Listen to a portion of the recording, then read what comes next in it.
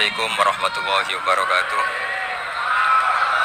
Bismillahirrahmanirrahim. Allahumma sholli wa sallim ala sayyidina Muhammadin wa ala alihi washabbihi asma'in nama ba'du. Sedanten ingkang kula hormati wabil khusus teman bapak kula Kiai Haji Agus Ali Masyuri.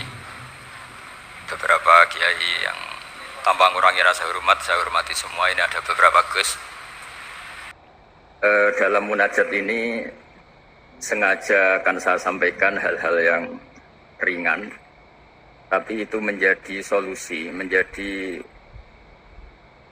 jalan keluar bagi kita semua sebagai bangsa Indonesia. Ada banyak catatan sejarah. Dulu kita pernah sukses menghadapi penjajah, juga masyarakat dengan segala kesederhanaannya. Tapi yang menjadikan mereka kuat adalah bermental kullukum ra'in wa kullukum mas'ulun an ra'iyati. Semua kita bertanggung jawab terhadap proses sosial, terhadap proses kemerdekaan, juga terhadap proses berbangsa dan bernegara. Mental ra'in ini, mental menjaga, mental memberi, mental bertanggung jawab, ini yang menjaga kita. Hingga dulu para TNI, para pejuang itu di kampung-kampung dikasih ketela, dikasih gembili, dikasih uwi, bisa makan. Gara-gara punya mental memberi ini bangsa kita merdeka. Dalam sejarah paling terkenal adalah ketika perang Tabuk. Itu sahabat yang saking miskinnya itu punya beras, misalnya di Indonesia kayak beras 2 kilo dikasihkan Nabi 1 kilo, yang 1 kilo untuk keluarganya. Sehingga anggaran perang ini tidak untuk biaya makan, tapi tetap untuk anggaran perang. Karena orang-orang menanggung makannya sendiri. Ini yang penting sekali supaya kita ngadepin pandemi, juga ngadepi problem. Masyarakat ini kita apresiasi, mereka juga ikut berjuang untuk menjaga ketertiban bangsa Indonesia. Bayangkan kalau kita semua ini kriminal, itu penjara penuh dan negara tidak akan mampu menampung kita semua karena kita melakukan kriminalitas, juga keuangan kita tidak cukup. Jadi sekedar tidak melakukan kesalahan itu sudah bagian dari kehebatan kita sebagai bangsa Indonesia. Itu yang dimaksud Nabi kullukum ra'in wa kullukum mas'ulun an ra'iyati. Itu sebagai mukadimah untuk refleksi atau munajat kemerdekaan. Dan kita sering baca Quran. Kadang-kadang Allah Ta'ala itu suka ngendikan yang ringan-ringan. Allah Ta'ala yang Tuhan ketemu Nabi Musa yang berstatus kalimuwah. Kalimuwah itu seorang nabi yang setiap punya problem itu komunikasi langsung dengan Allah Ta'ala. Saking terkenalnya Nabi Musa sering munajat sampai ketika beliau sakit gigi, itu langsung matur kepada Allah Ta'ala, ya Allah saya ini sakit gigi. Jadi tidak ke dokter, tidak ke tabib, tapi langsung ke Allah Ta'ala. Bersama Allah Ta'ala dikasih tahu, coba kamu ngunyah rumput ini, jenis ini. Setelah dikunyah, Nabi Musa sembuh. Suatu saat beliau sakit gigi lagi.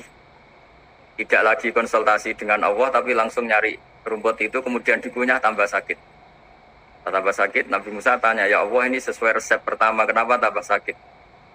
Resepnya Allah, dulu kamu percaya saya punya kekuatan menyembuhkan, sekarang percaya kamu sama rumput, silahkan minta sembuh dari rumput. Akhirnya semenjak itu jadi syariat bersama bahwa ikhtiar ya harus tetap hasbiyallah wa ni'mal wakil, meskipun tawakal juga harus tetap ikhtiar.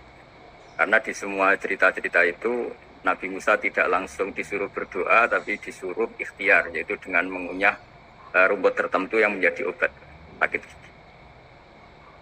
Tapi di balik itu semua ada hal-hal dahsyat yang Allah Ta'ala itu ngendikan, atau cara memperlakukan seorang kekasihnya itu ringan sekali, rileks sekali. Ada yang rileks. Fir'aun itu betapa biadabnya Fir'aun, betapa bengisnya Fir'aun yang menindas bangsa Israel, Bani Israel. Tapi pertama ketika Allah manggil Nabi Musa itu pertanyaannya ringan sekali. Wa ma tilka biyaminika ya Musa, kamu bawa apa? Padahal Allah tentu tahu. Ini Gusti, saya bawa tongkat. Kata Allah, untuk apa? Atawakka'u 'alaiha wa husyu biha 'ala ghanami wal yafiha ma'arifu ukhra. Ya, banyaklah Gusti fungsinya tongkat ini. Untuk menghalau kambing saya ketika menggembala, untuk merontokkan daun-daun supaya dimakan kambing saya. Dan masih banyak lagi kepentingan yang lain. Kata Nabi Musa, waliya fiha ma'ari kufra, dan masih banyak kepentingan lain. Sehingga para mufassir mengatakan bahwa psikologi seorang rakyat ketemu presiden atau ketemu gubernur, apalagi ajudan, ketemu pimpinannya itu pasti takut. Cara menghilangkan ketakutan itu diajak ngendikan atau ngomong yang ringan-ringan. Saya tidak bisa bayangkan kalau saya ketemu Mbah Maimun terus ditanya, Mbah, kamu ngiyai kamu reputasinya sudah kayak apa? Yang sudah kamu pinterkan berapa? Yang sekarang jadi ahli sunnah berapa? Itu pasti saya gagap. Sama ketika gubernur ditanya menteri dalam negeri atau ditanya atasannya lagi prestasi, pasti gagap.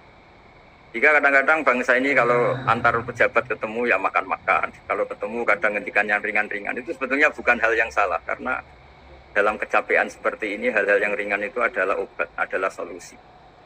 Hingga Nabi Musa tidak ditanya, kamu jadi nabi reputasi kamu apa? Malah ditanya yang ringan. Wa ma tilka biyaminika ya Musa. Qala di asaya tawakkau alaihi.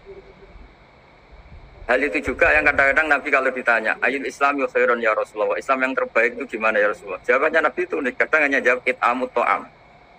It'amut to'am wa ifsa'us salam alaman arufta man lam ta'rif. Ya Islam yang baik itu ya pokoknya makan-makan itu, kalau ketemu teman ya makan-makan kalau ketemu. Lalu dibalik keriangan ini, dibalik ketenangan ini atau keriangan ini, dibalik hal-hal yang sederhana ini, terjadi fikih yang luar biasa. Ini tadi saya nanti sampainya ke Hibitren. Terjadi fikih yang luar biasa. Ketika ahli fikih mengatakan senyum itu sunat, karena tidak wajib, tidak berdoa. Tapi konsekuensi hukumnya bisa wajib. Ya tadi misalnya kita punya istri, solihah, tentu kita butuh happy. Yang istri kita misalnya judes, yang tidak istri kita ramah senyum. Maka ini ada persaingan halal dan haram. Dan haram ini bisa menang hanya modal senyum. Yang halal karena bengis kalah. Jika dalam konteks tertentu maka yang dikatakan Nabi senyum itu sunnah. Itu tidak dimanai ulama sunnah dengan arti tidak wajib. Tapi sunnah dengan arti perilakunya orang-orang soleh. Untuk kompetisi itu pasti senyum.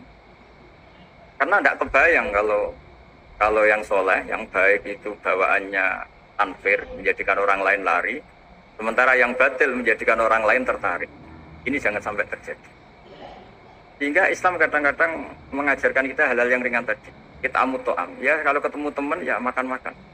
Kita tidak bisa bayangkan misalnya komunitas orang-orang bandar narkoba kalau ketemu anak buahnya makan-makan, rileks. Sementara kita yang soleh-soleh, meditnya minta ampun. Sehingga orang terus kapok berteman orang soleh karena bakhil. Terus mencari berteman orang batil karena sakhot. Begitu juga di perdagangan. Di perdagangan kita ingin produk halal ini menjadi inspirasi kita, menjadi mental kita. Sehingga barokahnya produk halal ini, kita tidak butuh lagi produk yang haram. Wa aghnina bi halalika an haramik. Semoga dengan halalmu ya Allah, kita tidak butuh lagi haram.